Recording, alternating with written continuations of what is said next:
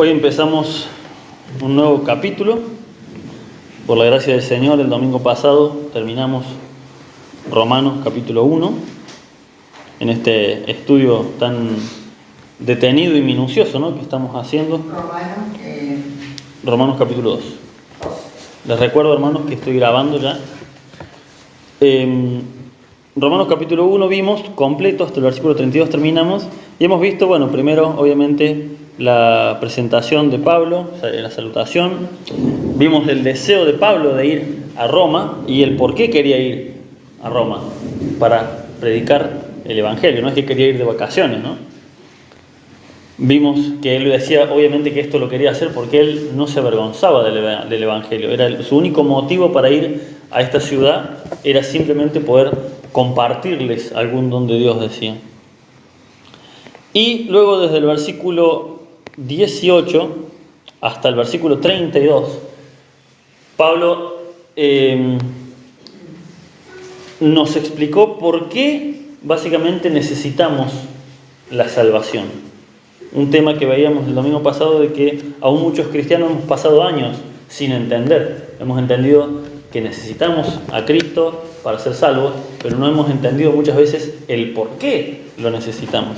Y Pablo explicaba claramente que esto es porque la ira de Dios se desata contra toda impiedad y contra toda injusticia que detienen con la mentira la verdad de Dios. O sea, ¿qué quería decir estas palabras que a veces pueden sonar complicadas? Que cuando negamos la existencia de un Dios o la soberanía de Dios en nuestras vidas, básicamente estamos desatando la ira de Dios sobre nosotros, ¿no? Y esto es algo normal en la naturaleza humana, y por eso es que Cristo, ¿sí?, se entregó por nosotros, porque la ira de Dios se desató sobre este mundo, porque el mundo empezó a negar al Dios vivo y verdadero.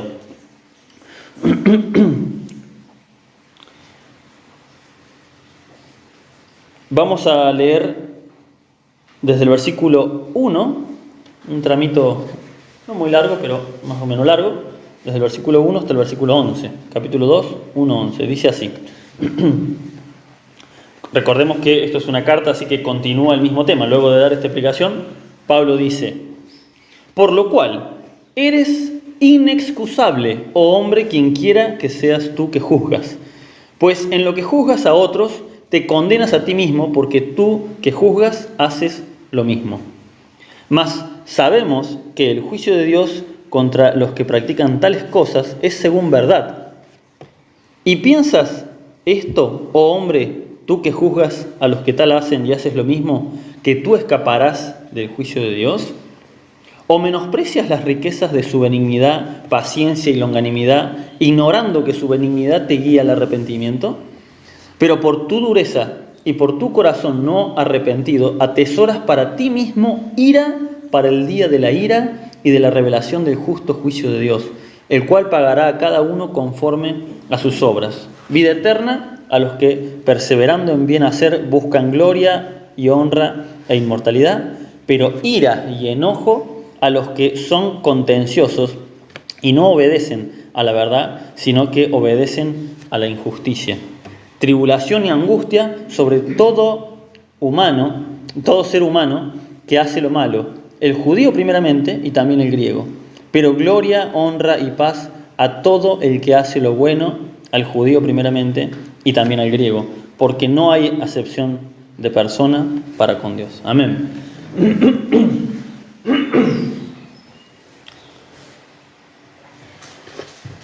Como les decía, Pablo en el capítulo 1 nos explicó por qué necesitamos la salvación como raza humana. ¿Por qué la raza humana necesita la salvación? Pero acá en el capítulo 2 ya empezamos a ver que había un problema. Había algunos que no se consideraban raza humana, se consideraban raza superior. ¿Sí? ¿Quiénes eran estos? Bueno, algunos, no todos, pero obviamente algunos judíos. Solamente por el hecho de tener el pacto de Dios con Moisés, solamente por tener la ley de Moisés y por ser descendientes, y esto no era de todo Israel, era más específicamente de los judíos, del territorio de Judá, eran los que más y se sentían con este orgullo de algo que en realidad ni merecían ni lo tenían por esfuerzo propio, era totalmente por gracia de Dios. Se jactaban de que ellos tenían la ley de Moisés, pero no se daban cuenta de que no tenían la capacidad para cumplir la ley de Moisés. ¿Sí? Esto me hace acordar a esas personas que se jactan de las riquezas de sus propios padres, ¿no?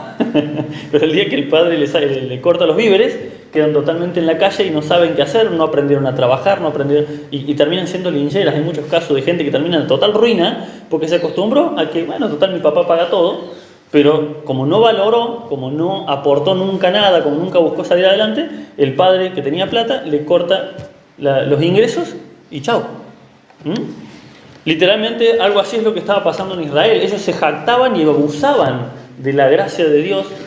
Y es más, ellos literalmente se consideraban a sí mismos una raza superior. No sé si ustedes lo sabían, pero en los escritos judíos, obviamente no en la Biblia, pero en algunos escritos judíos, ellos, una vez escuché una frase que ellos tenían que era tremenda, ¿no? Y ahí ves la concepción que tenían de Dios, que era inferior a la del verdadero Dios, y la concepción que tenían de sí mismos, que era muy superior a la de las demás personas. Ellos decían que Dios había creado, recordemos que los judíos dividían todo entre judíos y gentiles. Gentiles se refiere no a la gentileza, sino al gentío. En realidad se refiere a paganos, esa es la palabra, la traducción correcta. Todo lo demás que no eran judíos eran paganos. Y ellos decían, tenían dos frases que eran tremendas, para que tengan una idea de la concepción que esta gente tenía en su cabeza. Ellos decían, Dios creó a los gentiles solamente como leña para el infierno. ¡Wow! ¡Wow! No había una gota de misericordia por el resto del mundo, no les interesaba el resto del mundo. Ahí entendemos por qué, cuando el Señor relata la historia del buen samaritano, pasaban los sacerdotes, pasaban todos al lado de esta persona herida y no les interesaba. Ellos tenían un muy alto concepto de sí mismos. Y hay otra frase que también está escrita en esto. No sé bien, no quiero hablar macanas, por eso no me acuerdo si es en el Talmud o en cuál, pero en uno de estos libros que tienen los judíos, hay otra frase, o en algún escrito de algún rabino, que decía, ellos tenían como su máximo exponente a Moisés y a Abraham, primero que nada. Y ellos decían que Abraham estaba parado en las puertas del infierno para detener, en caso de que por algún error cósmico o divino, un judío fuera al infierno. O sea, ellos decían, ningún judío puede ir al infierno. Es una locura. Ellos literalmente decían eso. Una frase que alguien inventó y quedó y se la empezaron a creer muchos. Que Abraham estaba en la puerta del infierno parado, cosa que si venía algún judío, este no debe entrar al infierno, y lo mandaba para el cielo. ¿Por qué? Porque nació en la tribu de Judá, porque es descendiente de la tribu de Judá, porque era descendiente de alguno de ellos. Así, con ese privilegio se creían por tener la ley de Dios. Y no entendían que exactamente este pensamiento era el que los estaba condenando al infierno. No sería raro, y es una suposición mía porque no lo dice la Biblia, ni lo leí en ningún lado, pero yo supongo que por esto el Señor Jesús les dice, vayan y prediquen el Evangelio a toda criatura. Claro, porque para ellos eran los humanos y los demás eran criaturas inferiores, ¿no? Vemos, si recordamos, no recuerdo si fue en Deuteronomio o en uno del Pentateuco, cuando Moisés se casa con una mujer cusita, o sea, ¿saben qué significa? Era africana, era negra. Y los hermanos, María y Aarón, se burlaron. Mirá la mujer que se fue a buscar, una negrita. Eso pensaron en sus corazones. Y obviamente por eso cayó la lepra sobre María. Ven que había un razonamiento muy soberbio en su naturaleza, ¿no? En este pueblo de Israel. Y eso que recién salían de esclavos, ¿no? Y el Señor conocía este pensamiento y por eso inspira estas palabras en Pablo y las vamos a analizar parte a parte. Versículo 1, volamos, dice: por lo cual eres inexcusable, oh hombre, quien quiera que seas tú que juzgas, porque obviamente ellos eran los que juzgaban al mundo, pues en lo que juzgas a otro, te condenas a ti mismo, porque tú que juzgas, haces lo mismo. Vimos desde el versículo, en el capítulo 1, del versículo 29 hasta el 31, vimos una larga lista de pecados, ¿no?, por los cuales el hombre es destituido de la gloria de Dios. Pecados que todos cometemos, ¿sí? Porque vimos, recordarán el domingo pasado, vimos que Pablo pone en la misma lista a los asesinos, a los perversos del mundo, los pone en la misma lista con los desobedientes a los padres, con los que les gusta el pleito. Están en la misma lista, no hay un pecado más grande que el otro. ¿Sí? Cualquiera, por mínimo que sea el pecado, nos destituye de la gloria de Dios. Entonces ellos decían, claro, no, yo no soy, una de las mayores cosas que se jactaban era, no somos idólatras nosotros. Nosotros no somos, después de la deportación a Babilonia, aprendieron tan bien que nunca más volvieron a idolatrar una imagen. Entonces eso ya les hacía creer, cuando veían los otros pueblos y veían que idolatraban imágenes, se sentían superiores. Mirá los payasos esto, alabando un palo, ¿no? Vamos a ir a Santiago, capítulo 2. Fíjense lo que dice Santiago.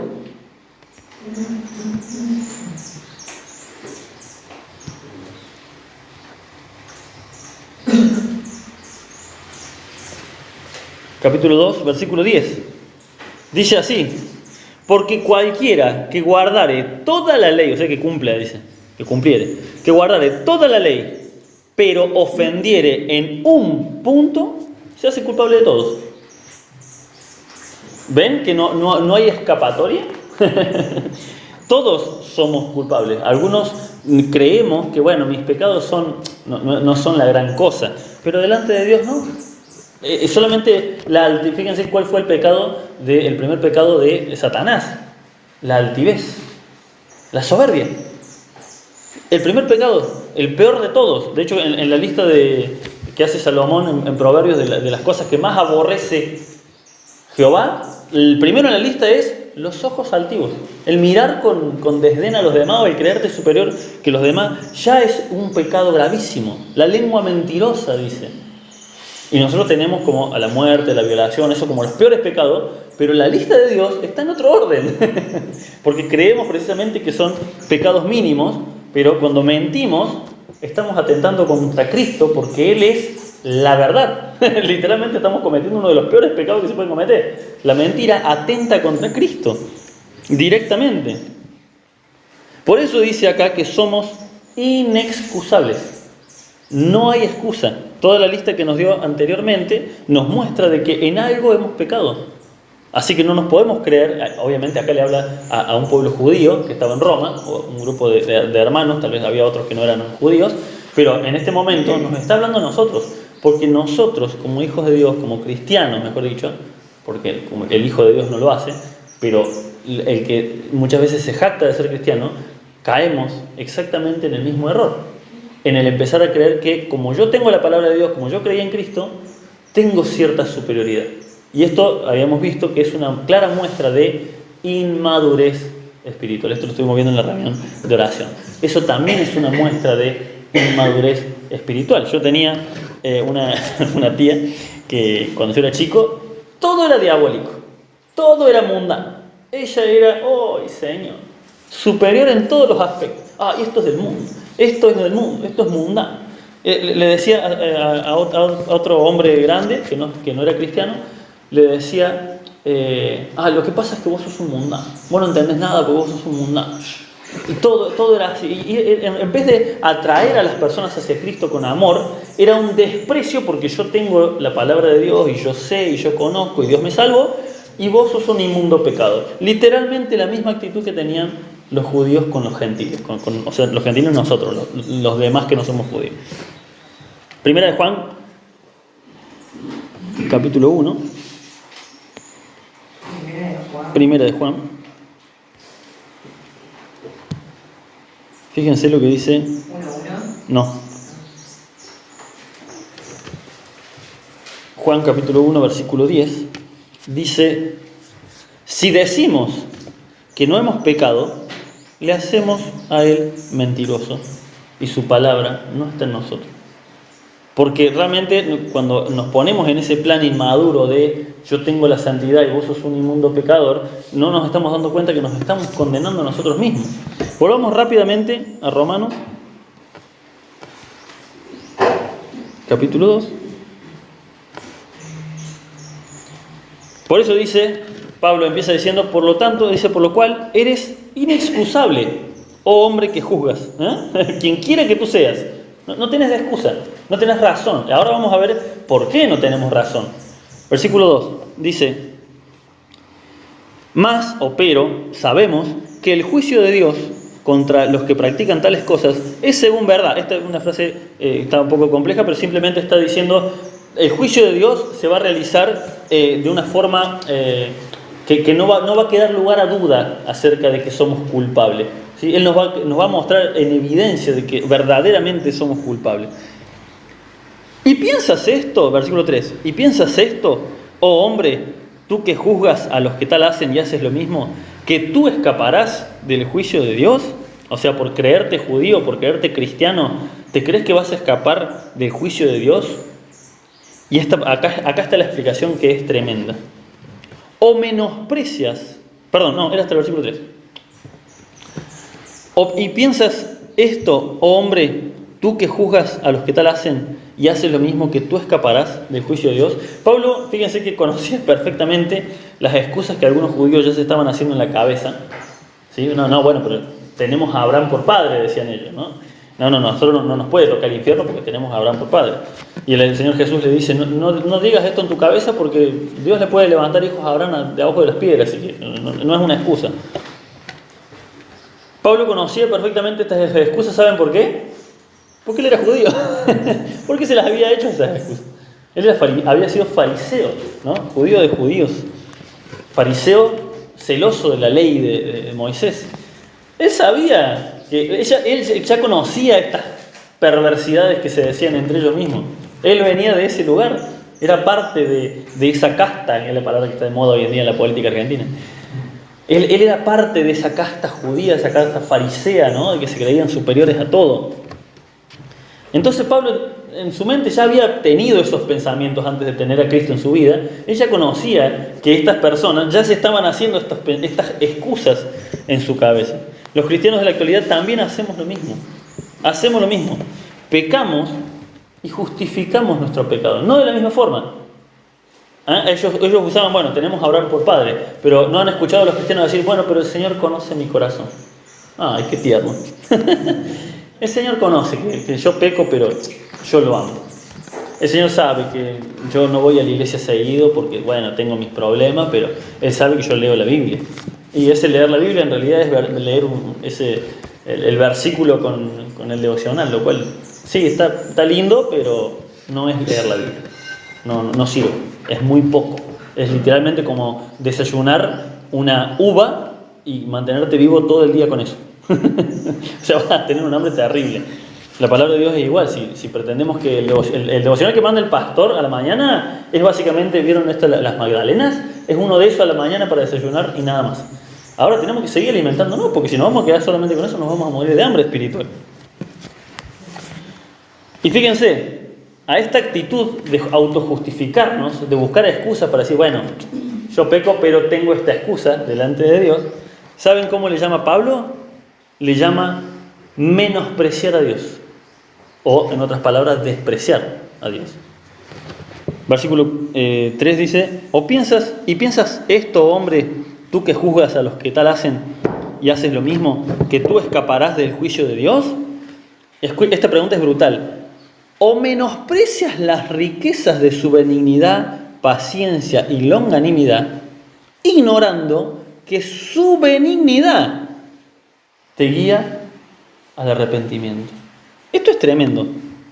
Dice Pablo, cuando vos haces esto, estás menospreciando la benignidad. ¿Qué es benignidad? No es bondad. Bondad es una cosa. Benigno es que lo que hace, lo hace para el bien. Que todo lo que el Señor hace es benigno. Por más que nos parezca a veces contradictorio, o que nos duela, o que no nos guste, Dice la palabra de Dios que a los que aman a Dios todas las cosas obran para bien. ¿Por qué? Porque Él es benigno. Porque todo lo que Él, como cuando comes un alimento, solamente tiene propiedades benignas. Te hace bien para los ojos, te hace bien para las reumas, para la rodilla, para esto, para lo otro. Tiene un montón de propiedades este alimento. Bueno, es un alimento totalmente benigno. Así es el Señor, pero obviamente exponencialmente mucho más grande, obviamente, eternamente más grande.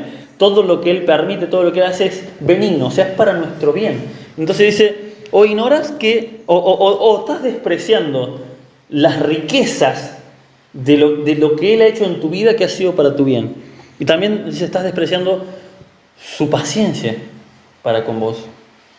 Estás despreciando su longanimidad. Esa palabra, para que podamos entenderla mejor, acá encontré en el diccionario una explicación para que la entendamos en español. Longanimidad significa grandeza y constancia de ánimo en la adversidad. O sea, a pesar de nuestra forma de actuar, el Señor sigue actuando con grandeza hacia nosotros, con misericordia, con benignidad, clemencia, generosidad. Eso quiere decir la longanimidad. Que a pesar de la adversidad, en el que el Señor no tiene adversidades, pero somos nosotros su adversidad porque se tiene que esforzar en amarnos.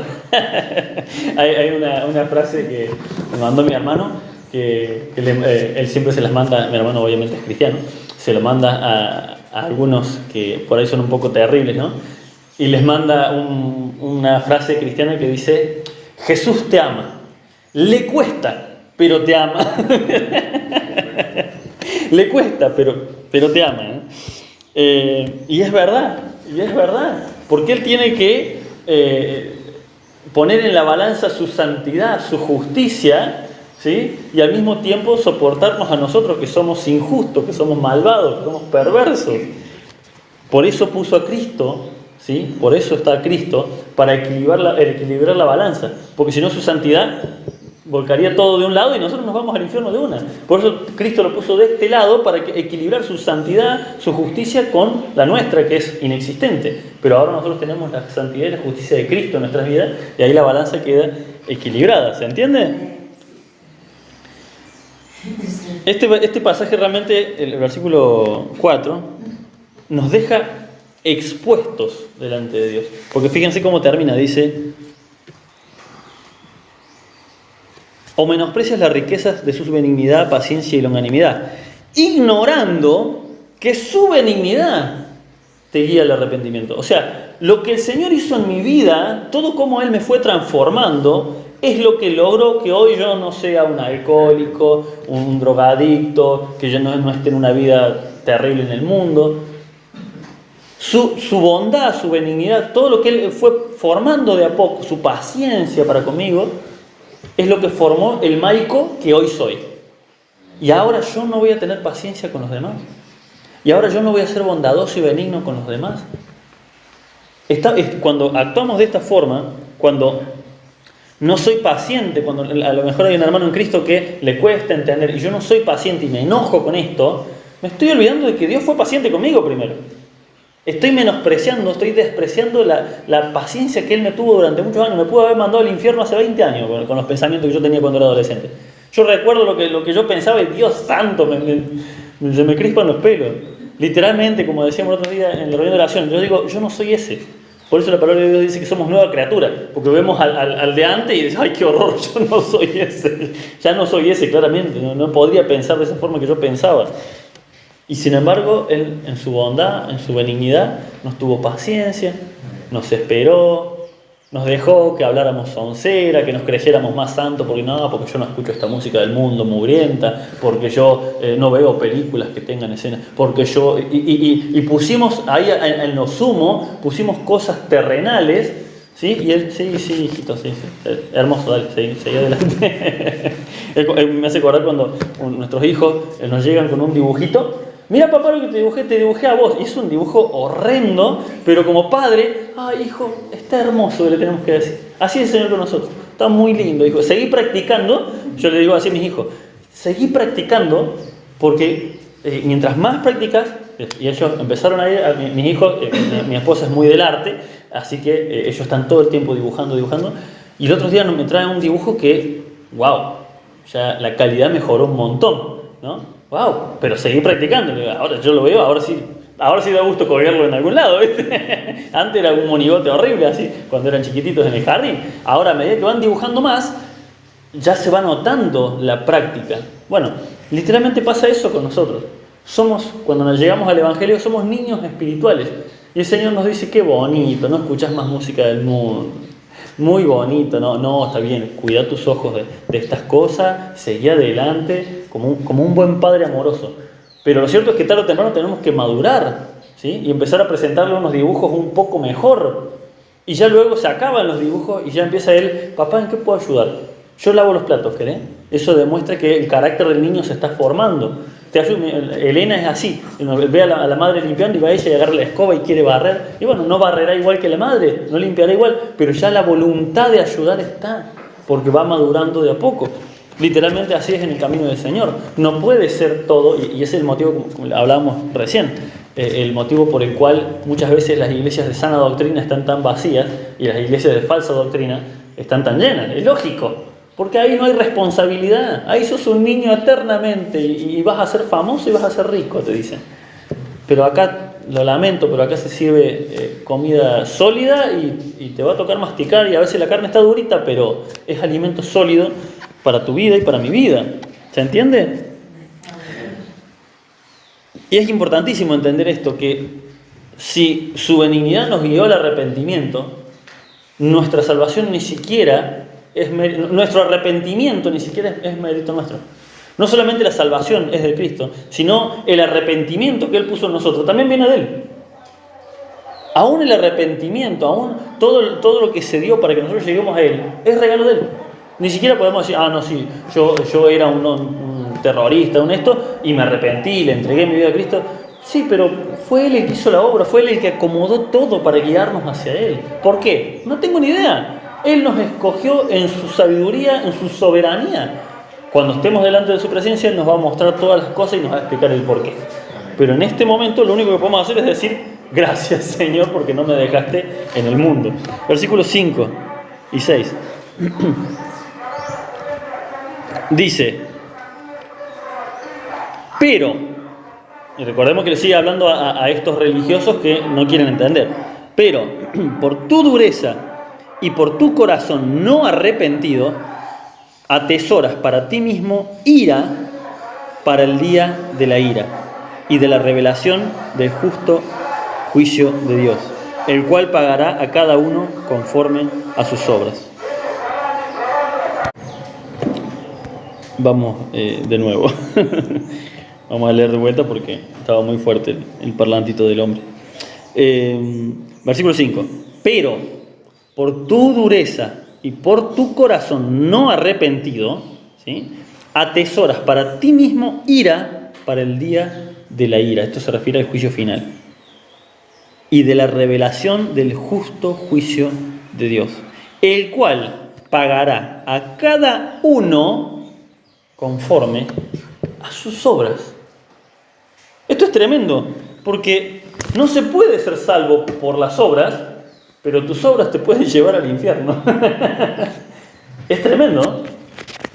No se puede ser salvo haciendo buenas obras, pero nuestras obras tienen el poder de llevarnos directamente al infierno. ¿Por qué? Fíjense, vamos a continuar leyendo. Versículos 7 y 8 dice, ¿cuál es esta recompensa, ¿no? El cual pagará a cada uno conforme a sus obras. ¿Qué le pagará? Fíjense, vida eterna, dice el versículo 7, a los que, perseverando en bien hacer, buscan gloria, honra e inmortalidad. Lo voy a leer, es medio complicado en la Reina Valera, pero en la Nueva Traducción Viviente está clarísimo. Versículo 6, el cual juzgará a cada uno según lo que haya hecho. Versículo 7, dará vida eterna a los que siguen haciendo el bien, pues de esa manera demuestran que buscan la gloria, el honor y la inmortalidad que Dios ofrece. No es que el hacer estas buenas obras nos vayan a llevar al cielo, sino que el hacer buenas obras demuestran que ya Cristo está en nuestras vidas. Demuestran que el Espíritu de Dios ya entró en nosotros y ya hizo la obra. Ya hizo la transformación. Y la traducción acá en la Reina Valera dice, vida eterna a los que perseverando. Y esa palabra es muy interesante porque perseverar no significa lograr. Perseverar significa seguir intentando a pesar de que no lo lográs, ¿no? A los que perseverando en hacer lo bueno. Fíjense que una de las cosas que la gente abandona, una de las cosas en las que más se fracasa, es en perder de peso, en hacer dieta, en hacer ejercicio. ¿Por qué? Porque requiere un esfuerzo físico y mental grandísimo. Y encima los resultados se ven a largo plazo. Entonces la mayoría de las personas que empiezan una dieta o empiezan el gimnasio o empiezan a salir a correr o a caminar, lo terminan abandonando. ¿Por qué? Porque no perseveran. Perseverar es, ok, lo hice hoy y no dio resultados, lo intento mañana de vuelta, o dio muy pocos resultados, lo vuelvo a intentar, hasta que luego de un largo tiempo, por fin alcanzo ese resultado. Hacer la voluntad de Dios, las buenas obras que Dios nos puso delante nuestro para hacer, no nos van a dar la salvación. Pero si perseveramos en hacer el bien, estamos demostrando que verdaderamente estamos persiguiendo eso que Dios nos da, que es la vida eterna. Nosotros día a día podemos levantarnos, podemos confrontarnos con el pecado, podemos tener distintas situaciones en las cuales nos toca, por ejemplo, callarnos la boca. Una cosa que nos cuesta tanto, ¿sí? Y siempre tenemos a lo mejor una respuesta para dar, alguna chicana, pero cuando entendemos que somos hijos de Dios y que no podemos estar respondiendo de esta forma malintencionada, volvemos a intentarlo.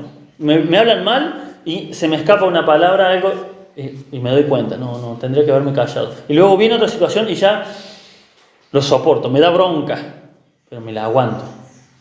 Y pido al Señor fortaleza. Y a medida que lo voy intentando, y a veces vuelvo a caer, y a veces lo vuelvo a hacer, voy intentando, voy perseverando en esta tarea que es, quiero que estas palabras se salgan de mi mente para siempre y de mi boca. No quiero volver a decir ni malas palabras, ni malas intenciones, y de a poco el Señor lo va quitando. Muy de a poco, pero ¿qué hay que hacer? Hay que perseverar. Hay que no abandonar este intento de hacer las cosas bien. Por eso dice, a los que vida eterna les va a dar, a los que perseverando en hacer el bien, ¿qué están buscando? Están buscando la gloria, la honra y la inmortalidad que solamente Dios puede ofrecer. Las buenas obras son simplemente la evidencia de que ya está Cristo en mi vida.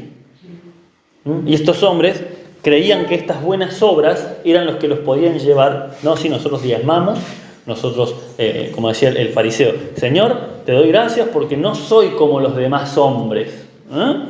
Porque yo doy el diezmo, porque yo hago ayuno, Y él creía que en eso que él estaba haciendo estaba la salvación y no se daba cuenta que eso es lo que lo estaba condenando. Creer, ¿sí? Autojustificarse por medio de las obras que hacía. Sin embargo, el otro hombre, ¿qué decía? Señor, todo lo que dice este hombre es verdad. Soy una porquería, soy la peor basura del mundo. Eso es incondicio, sé propicio a mí, tené misericordia de mí. Ayúdame, Dios, porque yo no puedo. No sé qué hacer. Vuelvo a pecar, vuelvo a ver lo que no tengo que ver, vuelvo a desear lo que no tengo. Perdóname, Señor. No sé qué hacer. No sé cómo enfrentarlo, ayúdame. Y dice el Señor Jesús, ese hombre se fue justificado y el otro no.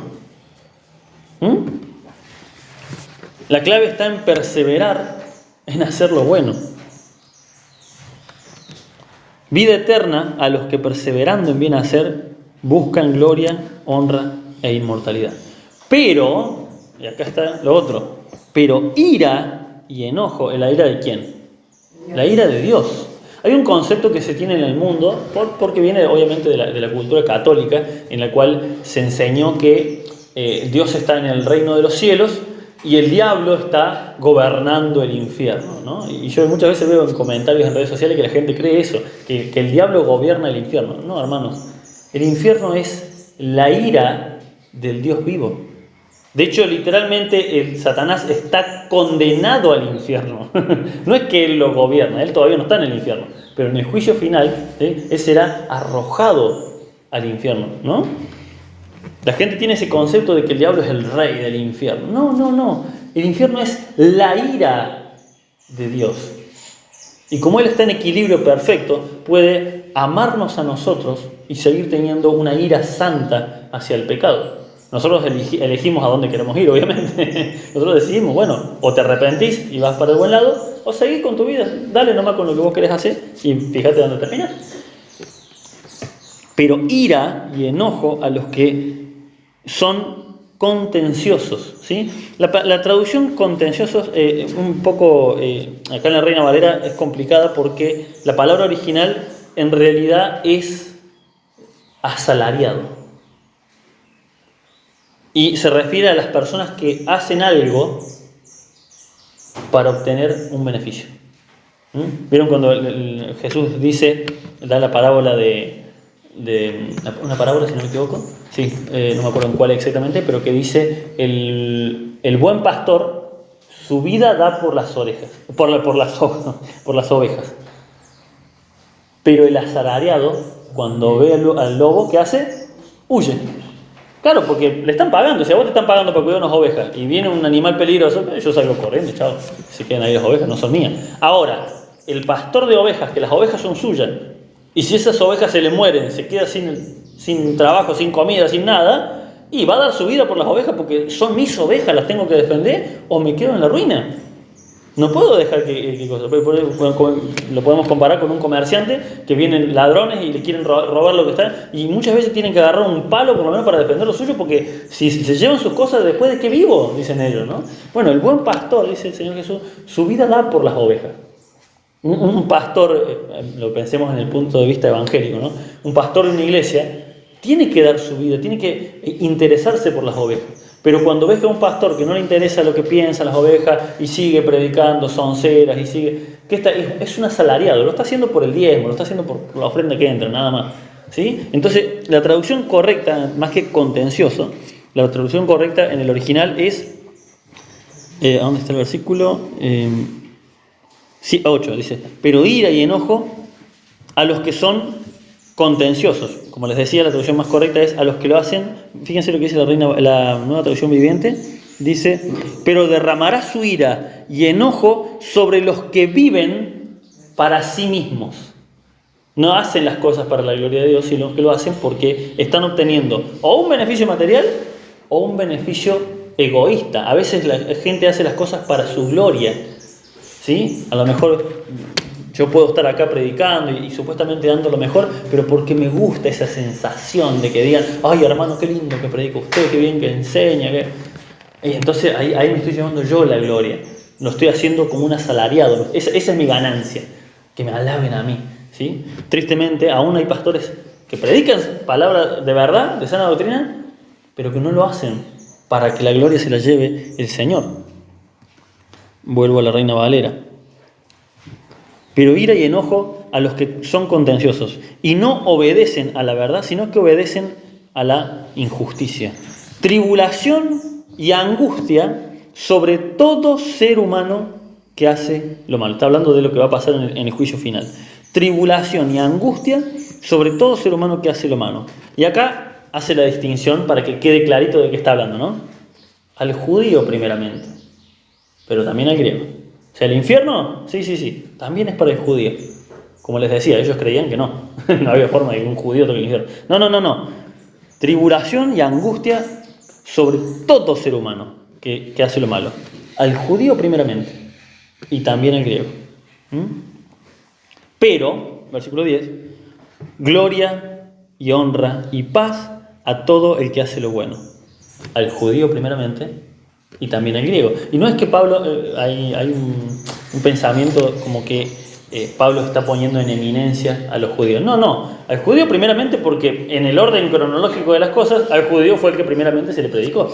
Lógicamente era necesario que la salvación empezaba precisamente por los judíos.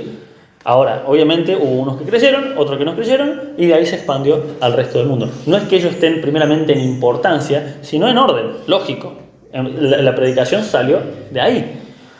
Fueron ellos los primeros en recibir, por lo tanto son los primeros en recibir la salvación, como también pueden ser los primeros en recibir la condenación.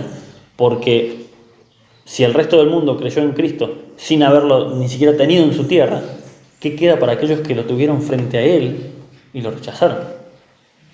Por eso dice, tanto el infierno al judío primeramente y también al griego. ¿Sí? Pero también la salvación el judío primeramente, porque son los primeros a los que se les predicó. Porque no hay acepción de personas para con Dios. Amén. Si nos puede quedar un pasaje claro de toda esta enseñanza, este fragmento de esta carta, porque realmente es una carta que verdaderamente vemos la inspiración de Dios en Pablo para darnos tanta palabra, tanta doctrina. Sin duda el pasaje con el cual deberíamos quedarnos en nuestra mente y llevarnos y masticar es este, ¿no? Vida eterna a los que perseveran en hacer el bien. Hermanos, en esta vida no vamos a alcanzar la santidad perfecta. No hay forma. Y ahí está la gloria de Dios. Y ahí está su benignidad. En que Él sabe que no vamos a alcanzar esa santidad perfecta. ¿Sí? Oramos para que el Señor nos haga cada vez más dignos de Él, pero nunca vamos a ser dignos plenamente. Esa obra ya la hizo Cristo. Y es aferrándonos a Cristo que Dios, en vez de ver nuestro pecado, nuestro dibujo mal hecho como el del niño, en vez de verlo a nosotros, nuestras obras, ve a Cristo.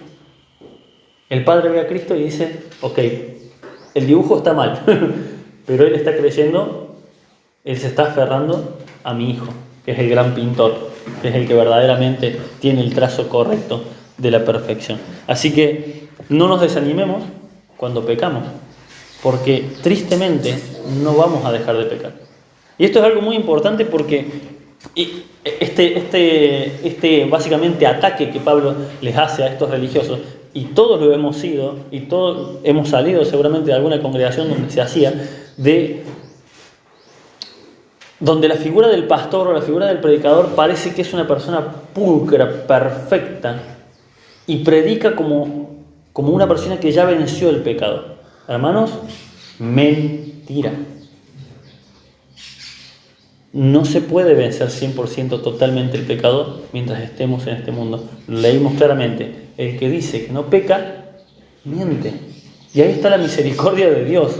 No es un pase libre, un cheque en blanco. No, anda a pecar tranquilo. No. Ahí estaríamos demostrando que no tenemos a Cristo en nuestras vidas. Pero a pesar de que vamos a seguir intentándolo, vamos a seguir intentando esa dieta espiritual, ¿sí? Vamos a tratar de abstenernos de los alimentos del mundo, de la carnalidad, a pesar de que nos tenemos que esforzar por hacer ese ejercicio que es la lectura, la oración. Y vamos a fracasar y vamos a querer orar 1 hora y vamos a terminar orando 5 minutos y no vamos a saber qué hacer. No importa, ya largamos con la corrida. No se puede correr una maratón de una, hay que largar aunque sea correr 2 cuadras y si no 1, o caminar. Se empieza de a poco hasta que el cuerpo entre en estado. Espiritualmente es lo mismo. Pero al menos intentarlo, al menos empezar para poder ir perseverando día a día, un poquito más. Hoy me salió mal, hoy le volví a responder mal a mi esposa, vuelvo a pedir perdón y vuelvo a intentar de hacerlo bien. Y mañana si me vuelve a salir la cadena, no Señor, no quiero que me pase esto, y vuelvo a pedir perdón, y vuelvo a pedir perdón, y vuelvo a pedir perdón, hasta que nuestra mente, nuestro cuerpo, nuestro espíritu y nuestra alma estén ejercitados a diario en hacer el bien. Dice la palabra de Dios, no te canses de hacer el bien. No te canses, seguí perseverando en hacer el bien. No porque esto te vaya a llevar a la salvación, sino porque ya tenés la salvación en Cristo. Y ahora tenemos que ser cada día más dignos de esta salvación que Dios nos dio. Amén. El Señor los bendiga.